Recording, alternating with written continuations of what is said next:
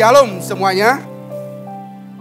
Puji nama Tuhan. Kita sepanjang bulan ini masih cerita mengenai keluarga Allah. Keluarga Allah bicara mengenai tiap-tiap individu kita itu berkontribusi dalam kehidupan keluarga gitu ya. Dulu kita itu sebagai individu itu berada dalam kegelapan. Nabi Yesaya bilang mengenai bahwa dulu kehidupan begitu gelap. Dan begitu gelap sehingga tapi pada satu saat terang Tuhan itu terbit atasmu dan kemuliaan Tuhan itu muncul menjadi nyata atas kehidupanmu. Saudara-saudara yang pada saat hari ini yang sudah mendapatkan atau sudah menerima Tuhan Yesus dalam kehidupannya pribadi sebagai juru selamat pribadi, itu terangnya ada dalam kehidupan saudara.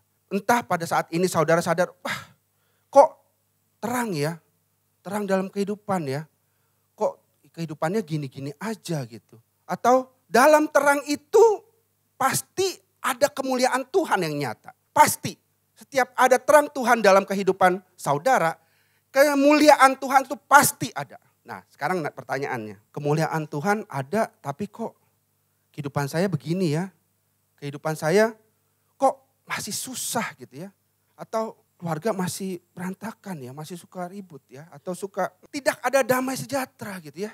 Atau ada sesuatu yang masih belum beres. Tapi percayalah, setiap ada terang Tuhan, kemuliaan itu ada.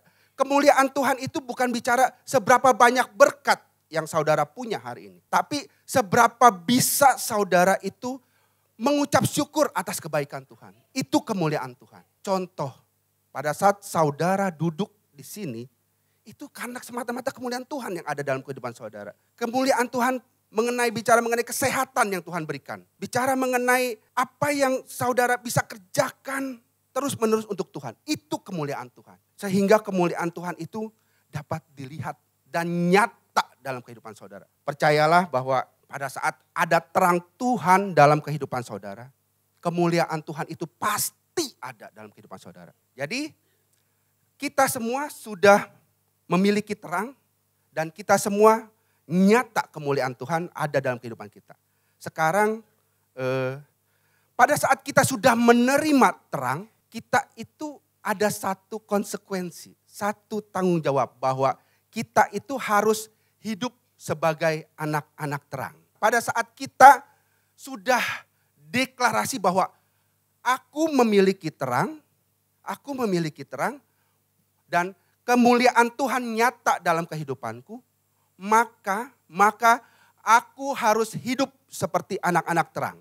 Dalam Efesus 5 ayat 8 bicara mengenai dulu aku adalah kegelapan.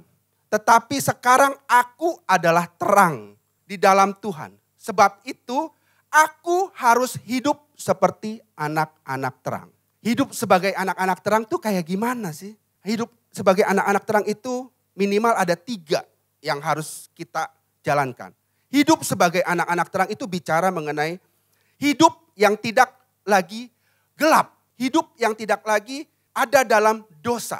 Hidup yang tidak lagi tinggal di dalam dosa. Kita harus meninggalkan dosa. Itu hidup anak-anak terang. Jadi kalau hari-hari ini kita mengakui bahwa kita adalah anak-anak terang, tapi kita masih ada dosa yang belum kita tinggalkan, kita mesti cek kehidupan kita. Hari ini saudara diingatkan bahwa saudara adalah anak-anak terang. Hiduplah sebagai anak-anak terang yang meninggalkan dosa. Itu yang pertama. Yang kedua, anak-anak terang itu bicara mengenai kehidupan yang berdampak positif terhadap lingkungannya. Terang itu pada saat terang itu ada, maka kegelapan akan pergi. Kalau kamar kita gelap gitu ya, terus kita bawa senter, bawa lilin, lama-lama jadi terang tuh ruangan gitu ya. Jadi terang itu bicara mengenai dampak menerangi. Jadi kalau kita sebagai anak-anak terang, tetapi kita tidak atau belum bisa berdampak terhadap lingkungan, berdampak terhadap komunitas kita mesti cek apakah benar kita anak-anak terang atau jangan-jangan terang kita masih terhalangi oleh dosa, atau kita belum hidup sebagai anak-anak terang. Anak-anak terang itu bicara mengenai dampak, kehidupan anak terang itu pasti berdampak. pasti memiliki dampak. Dan anak-anak terang itu bicara mengenai berkomunitas. Anak-anak terang itu pasti berkomunitas. Berkomunitas itu bicara mengenai berkumpul. Lebih dari satu individu. Berkumpul, berkomunitas. Anak-anak terang itu suka berkomunitas. Karena komunitas itu adalah God's will. Maunya Tuhan kita berkomunitas. Kalau Tuhan itu tahu bahwa setiap kita itu gak bisa hidup sendiri. Tuhan itu tahu bahwa kita itu butuh orang lain. Butuh komunitas. Kehidupan anak-anak terang itu perlu berkomunitas. Perlu meninggalkan dosa. Harus meninggalkan dosa. Dan harus berdampak. Bicara mengenai komunitas. Komunitas itu komunitas yang paling kecil. Kita jangan terjebak bahwa setiap kita bicara mengenai komunitas. Pasti ngomongnya mengenai cool, life gitu ya. Jangan lupa komunitas yang paling dekat dengan kita itu komunitas keluarga ternyata. Apakah kita memiliki komunitas keluarga? Komunitas keluarga di rumah gitu ya. Kita kan sebagai anak-anak terang tadi ya. Kita sebagai anak-anak terang. Apakah kita sudah membawa terang kita ke dalam keluarga? Ke dalam keluarga. Pada saat keluarga kita bersama-sama, apakah terang itu nyata dalam keluarga kita? Atau kita sesama keluarga itu masih belum ada komunikasi. Jarang berkomunikasi. Atau kita dalam keluarga itu masa bodoh masing-masing gitu ya. Kita mesti hari ini diingatkan bahwa terang yang kita punya harus dibawa dalam komunitas keluarga. Dalam komunitas yang paling penting ada dua yang mesti dicatat. Pertama, dalam komunitas itu harus ada kasih di dalamnya. Kenapa harus ada kasih? Karena dalam komunitas itu kita harus unity. Saling bersama-sama, saling memberikan kasih. Bukan bicara mengenai orang tua harus mengasihi anaknya, betul. Tapi anak-anak juga harus mengasihi orang tuanya. Saling mengasihi. Hidup yang saling mengasihi. Hidup yang saling mengasihi. Pada saat hidup saling mengasihi dalam keluarga, keluarga itu akan hidup rukun. Hidup rukun. Pada saat hidup rukun, berkat Tuhan itu mengalir. Jadi kalau hari-hari ini kita bicara, oh kok keluarga saya susah terus ya. Kehidupannya ekonominya masih kurang terus. Duit ada tapi merasa kurang. Tuhan tuh mau perbaiki kehidupan keluargamu dulu. Berkat yang lain tuh nyusul. Berkat yang lain tuh nyusul. Kehidupan keluargamu dulu yang mau diberesin. Anak dan orang tua. Suami istri hubungan mau dibenerin dulu. Hatimu dulu yang mau dibenerin. Hubungan suami istri, hubungan anak dengan orang tua dulu mau dibenerin. Setelah itu benar, baru Tuhan akan memulihkan segalanya. Memulihkan keluargamu gitu ya. Bicara mengenai kasih. Yang kedua adalah yang paling penting, dalam komunitas itu harus ada didikan. Didikan dalam komunitas. Didikan dalam keluarga. Didikan dalam keluarga itu kalau boleh saya cerita gini ya. Kita itu kalau saya di rumah gitu ya. Saya di rumah selalu mendidik anak dengan penuh kasih. Dan saya itu termasuk orang yang jarang marah. Tanya istri saya gitu ya. Istri saya pasti senyum-senyum gitu ya. Saya itu termasuk yang jarang marah. Tapi gini, kenapa begitu? Karena saya dulu dibesarkan dari latar belakang orang tua yang cukup galak gitu ya, cukup keras gitu ya. Jadi kalau saya nakal segala macam, masih suka tuh, di paha saya tuh masih suka balan gitu ya. Tahu balan? Betanda gitu ya, agak betanda jari-jari gitu ya, di sini gitu ya. Wah itu mami saya dulu tuh gitu ya. Jadi kalau nakal, cepet gitu ya, balan di sini. Wah nangis gitu, karena saya cukup bandel juga dulu. Udah mandi sore gitu ya. Mandi sore kan dibedakin dulu gitu. Tapi kalau keringetan seret begini nih, gitu ya, kan bertanda lagi gitu ya. Jadi dimarahin, pukul gitu ya. Jadi itu yang mami saya lakukan dulu-dulu. Dan saya mengingatkan saudara-saudara. Pada saat saudara mendidik anak saudara, tidak boleh ada kekerasan di dalamnya. Kekerasan dalam fisik, kekerasan dalam verbal. Saya tuh punya pemahaman seperti ini. Pada saat anak kita nakal dan kita teriak, "Hei kamu, jangan nakal." Atau misalkan anak saya namanya Erin gitu. "Erin, jangan nakal kamu ya." Terus Erin waktu kecil dia ngerti gitu ya. Oh iya mami saya marah, saya stop. Tapi pada saat saya bilang, "Erin, kamu jangan nakal ya." Dia gak ngerti tuh. Karena alam bawah sadar dia bicara mengenai pada saat mami saya suaranya kenceng, baru mami saya tuh gak suka atau mami saya marah. Tapi pada saat maminya ngomong, Erin jangan nakal ya, ayo stop. Itu gak bakal stop tuh anak-anak tuh. Gak bakal stop tuh. Karena alam bawah sadar dia bilang harus kenceng dan harus marah gitu ya. Kenceng itu pasti marah. Atau kalau pelan-pelan itu enggak. Coba deh kalau anak-anak kita sekarang udah terlanjur dibilanginnya pelan-pelan gak bisa. Aduh anak gua mah gak bisa dibilangin pelan-pelan. Anak gua mah mesti kenceng, gua teriakin baru dia ngerti. Jangan-jangan dari kecil dibiasain begitu ternyata. Harus kenceng dulu baru anaknya ngerti gitu. Itu yang dulu-dulu mami saya juga ajarkan. Kalau hari ini masih kita mendidik anak kita itu dengan kekerasan fisik atau kekerasan verbal. Verbal itu omongan ya, kasar. Dasar anak enggak gitu ya. Dasar anak gitu ya. Itu stop dari sekarang. Karena itu akan merusak mental anak-anak kita. Saya dapat data gitu ya dari Kompas di November 2023 bercatat begini. Pada saat disurvei tahun 2012 sampai tahun 2023 itu ada 2.111 kasus bunuh diri di Indonesia. Dan setengahnya itu bunuh diri pada usia remaja. Jadi kita saat ini yang masih memiliki anak-anak usia remaja, pastikan Anda mendidik dengan benar. Mendidik dengan benar itu tadi saya bilang mengenai harus ada kasih, mendidiknya kasih. Pada saat kita mendidik dengan kasih, maka didikan kita akan diterima dengan baik. Dan akan direspon dengan baik. Pada saat kita mendidik dengan kasih, maka yang dididik itu akan mengerti dan akan dengan sukarela menjalankan. Didik dengan kasih itu seperti apa? Misalkan gini, atau saya balik. Mendidik tidak dengan kasih. Yang tadi saya dilakukan bahwa didik dengan kekerasan. Didik dengan kata-kata verbal yang kasar. Itu didik tidak dengan kasih. Saya ingatkan kepada saudara-saudara kalau masih melakukan pengajaran atau mendidik keluarga itu dengan suara yang keras atau tindakan yang keras gitu ya. Stop dari sekarang dan mulai mendidik dengan kasih dan pengajaran akan firman Tuhan itu disampaikan. Karena kan kita terang. Terang itu harus menerangi keluarga kita. Itu dalam komunitas keluarga dan itu yang saya lakukan gitu ya. Dan komunitas itu selain komunitas keluarga, kita juga bicara mengenai komunitas yang ada dalam kerohanian kita. Komunitas rohani kita. Komunitas rohani itu bicara mengenai komunitas life cool. Sama dengan komunitas keluarga.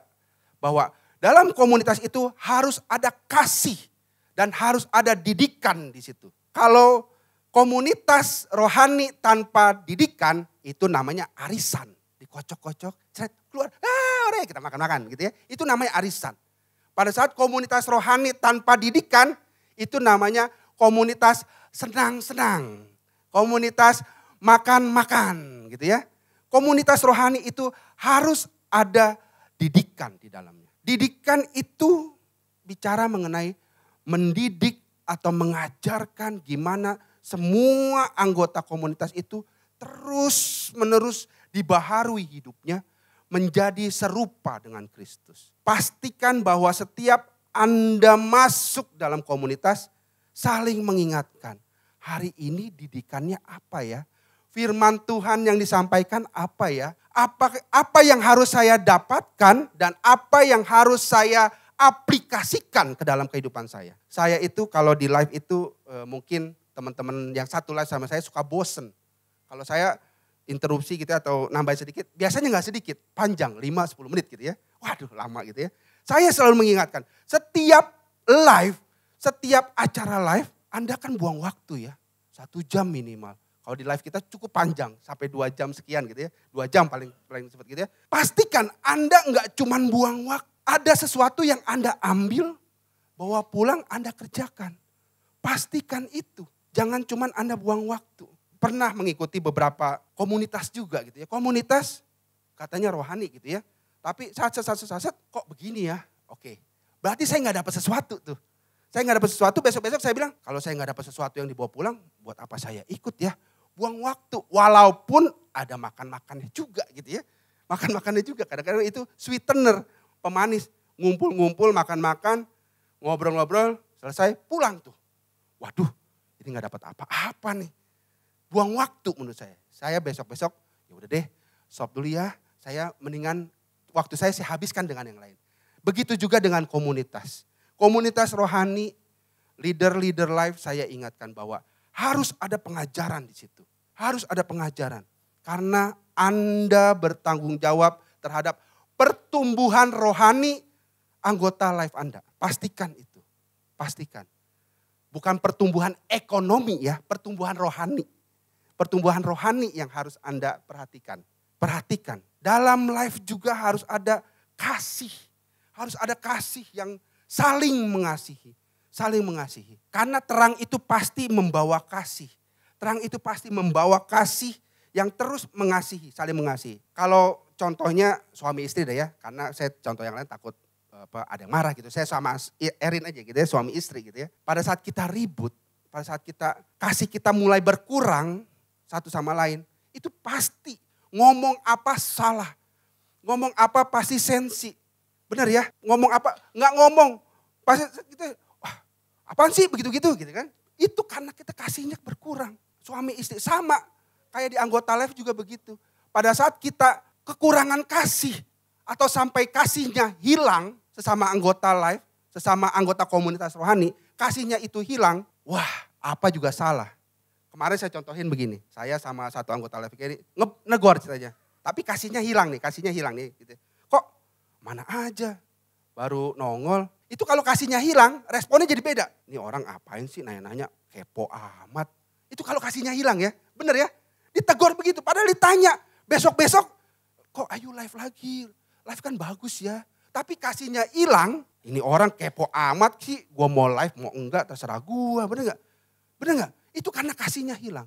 Makanya kasih itu dalam komunitas enggak boleh sampai hilang. Didikan juga enggak boleh sampai hilang. Diingat. Kalau sampai kita berasa agak sensitif, gampang marah, gampang tersinggung, minta lagi kasih yang dari Tuhan. Itu kasihnya sudah menipis saldonya. Kasihnya sudah menipis saldonya. Bicara mengenai komunitas, komunitas itu harus komunitas yang memiliki dampak terhadap lingkungan. Memiliki dampak. Tadi saya udah ulas sedikit yang pas di depan bahwa setiap kita itu kehidupan orang rohani, setiap kehidupan anak terang itu harus berdampak. Termasuk juga komunitas itu komunitas yang berdampak. Kita itu harus memberikan dampak. Saya selalu mengingatkan kalau di anggota live kita tuh ya ngomong mengenai kalau ikut live itu jangan cuma duduk-duduk. Kontribusi, ngobrol, menyampaikan sesuatu, membangun sesama anggota live. Jangan cuma duduk ini, iya Ci, iya pas deh hanya lewat gitu kan. Biasa gitu ya kalau kita tuh membiasakan selalu ada yang disampaikan. Ada yang diobrolin gitu ya. Atau misalkan ada yang kesaksian. Ci Siska kesaksian gitu. Saya, oh iya Ci, puji Tuhan ya. Ya nanti saya juga akan begitu. Kita tuh harus membangun budaya untuk kontribusi. Saling membangun, memberikan dampak, menguatkan satu sama lain. Kalau kita di satu saat itu tidak memberikan dampak, itu kita jangan-jangan sudah enggak asin lagi kitanya. Kitanya itu udah menjadi tawar. Peran kita sebagai anak-anak terang itu udah bukan terang lagi. Udah mulai redup atau temaram. Jangan lupa bahwa setiap anak-anak terang itu harus berdampak.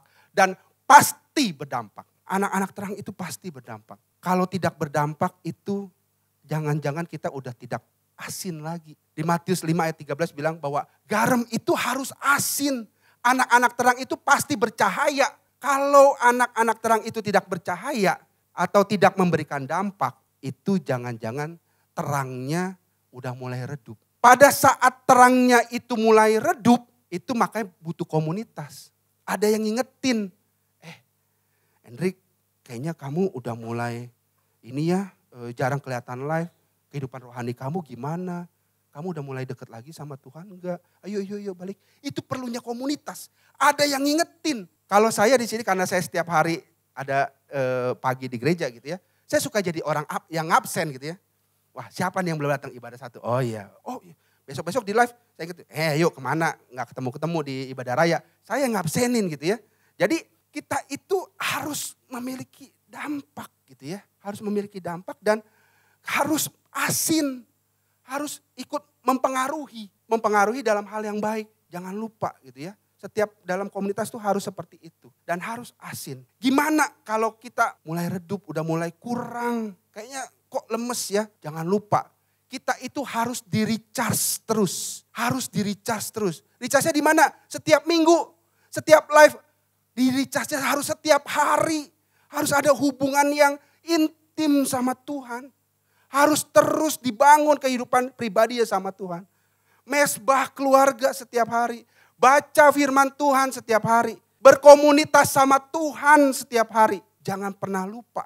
Berkomunitas itu bukan bicara mengenai sama keluarga. Tapi Tuhan, kita dengan Tuhan juga harus berkomunitas. Harus membangun hubungan. Gimana cara membangun hubungannya? Tuhan itu harus diajak terus dalam setiap kehidupan kita. Diajak, Tuhan itu jangan cuman sebagai 911. Tahu 911? Setiap kalau ada SOS, setiap ada yang urgent penting baru panggil Tuhan gitu ya. Tuhan tolongin, Tuhan tolongin. Karena apa? Karena kita itu masih suka mengandalkan apa yang kita bisa, apa yang kita mampu.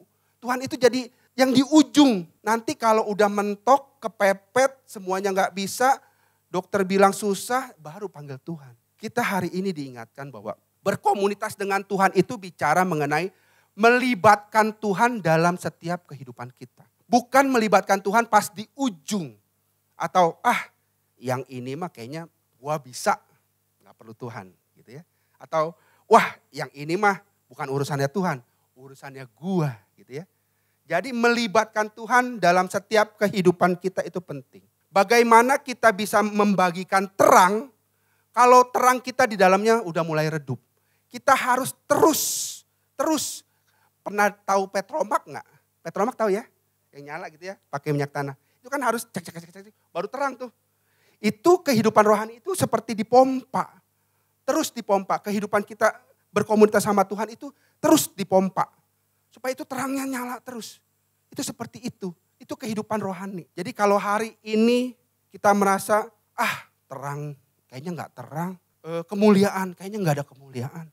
Kehidupan pribadi saudara dengan Tuhan harus diperbaiki.